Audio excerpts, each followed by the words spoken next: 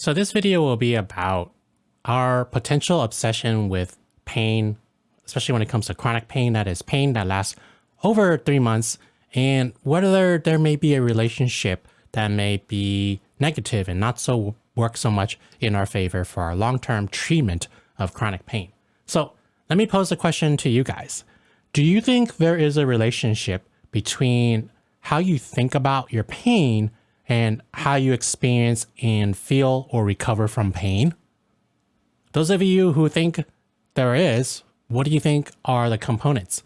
Those of you who are not so sure or don't think there is, maybe you just think pain is purely physical, it's a biological, physiological function of your body. This video will kind of provide some insight into what the latest research and what we know about chronic pain can be so that you can treat it from a holistic big picture and hopefully help you manage your pain better in a way that you may not have known before because you just may not have known. So one thing that people may have with pain is what I would call an obsession with pain. I myself, when I had my low back pain, I definitely have had a obsession, I would even almost call, with my pain. And so much so that my life revolved around it. And I was thinking about it so much.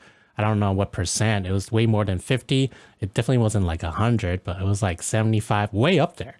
And an analogy that I have for this is those of you who maybe had a crush, right? Maybe liked somebody in the past.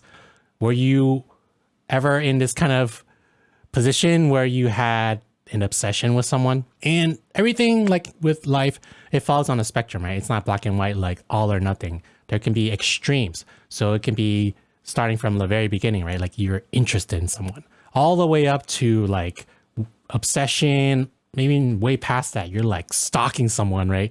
So it can be very, very extreme. So I want to ask you, what is your relationship with pain when it comes to your thoughts? Where do you fall on that spectrum? And be honest with me when you answer this. I know it's kind of like you're not going to directly answer me, but just think about it. And if you fall somewhere on the extreme end, then it may be worthwhile to address it, because you think about it in terms of mental health. Let me ask you this. Do you think there is a relationship between your thoughts and how you actually feel your pain? I would say yes, because even for me, when I'm really, really stressed, that can trigger my pain. And then now add to it, I'm just so kind of tied up and obsessed with it. Another term is preoccupied. It can really feed into my pain, because why not, right? It's kind of like a psychological thing. And pain, as we all come to know, is not purely physical. If you are familiar, or if you haven't even heard about the biopsychosocial model, some components that actually can feed into pain, psycho meaning psychological, social, and the social support or lack thereof can actually make pain better or worse, depending on how you use it or not use it. So one definition I found pretty interesting was engrossed. And the definition of engrossed is having one's attention or interest absorbed by something or someone, like with my infatuation crush thing. So there's a lot of like analogies here between when you're liking someone, right? It can even fall into the realm of unhealthy, right? You're like not doing what you're supposed to be doing. Maybe you may be like trying to call them all the time, text them all the time. You're not eating well, like just consuming your thoughts. You're not doing what you're supposed to be doing. Maybe like homework. You can't even work, right? You can't even live your like normal life because you're so obsessed with something. Same thing applies for pain.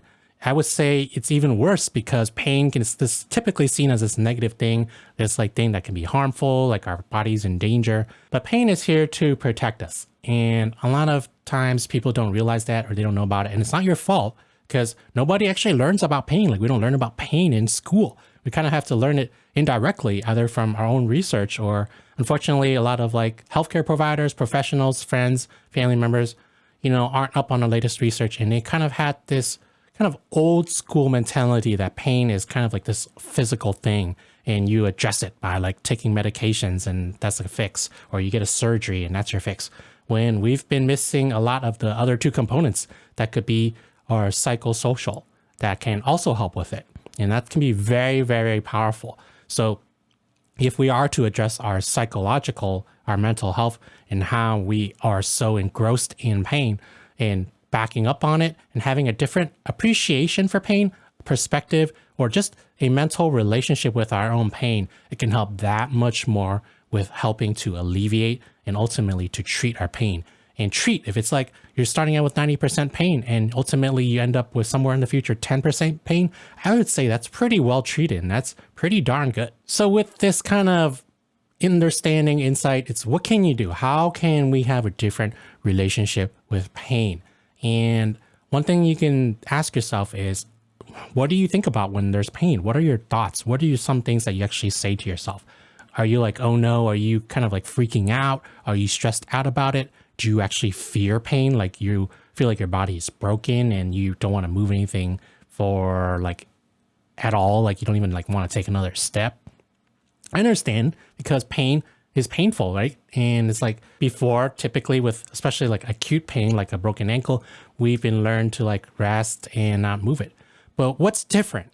Here's the big difference. With chronic pain that's been going on for a long time, not life or death, like you have to go in the emergency room, not the types of conditions where like things are getting worse, like with poor prognoses and conditions are like deteriorating basically. With chronic pain, your body is actually healed. And one thing you want to do when you learn about pain is not so much like, oh, what's your scan looking like? What's your diagnosis or what your conditions about? It's actually to understand a thing about pain itself, how you feel pain.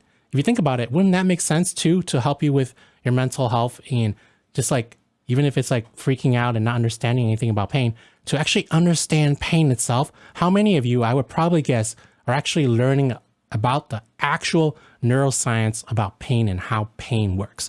No, not like how like a x-ray looks or how an MRI looks or like how like a slip disc works. Just how pain itself, the moment you have a pain kind of signal to how you ultimately feel it and perceive it by your brain, that is what you should be learning about pain. And because there is a better understanding, once you develop a better understanding of how pain works, that can help you in your mental health. Even if you are kind of engrossed or obsessed or preoccupied with pain, a better understanding of pain, I would call much more healthier than kind of like that fear, anxiety related kind of thing where you may have other associated feelings with it, right?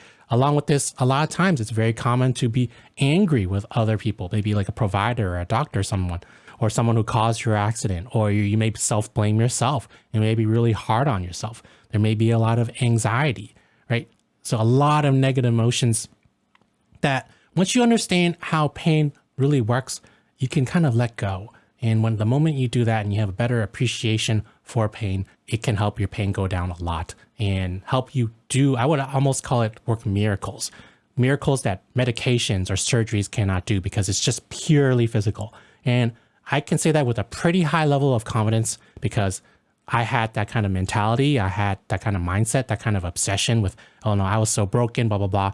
And the moment I actually went and deep dove and learned and went down the rabbit hole about learning about pain and the actual modern theories and the other components and things that feed into pain, my pain has been that well controlled and I would say almost well treated. So hope that's very hopeful for you and kind of opens up some doors. The key is to keep an open mind and just not dismiss some of the concepts that I talk about on this channel or other concepts that other people talk about when it comes to like the models, like the biopsychosocial. So hope this helps and ask yourself, what is your relationship when it comes to your thoughts and pain? And even if it's an obsession, is it kind of a negative obsession where you have like fear, blame, anxiety, or can it be a better understanding, appreciation of pain so that you can learn to better manage it and ultimately treat it one day? So hope this helps. If this was helpful to you, give it a thumbs up and like so that not only does it help my channel, but also helps other people who have chronic pain because biopsychosocial, social, right? So that supportive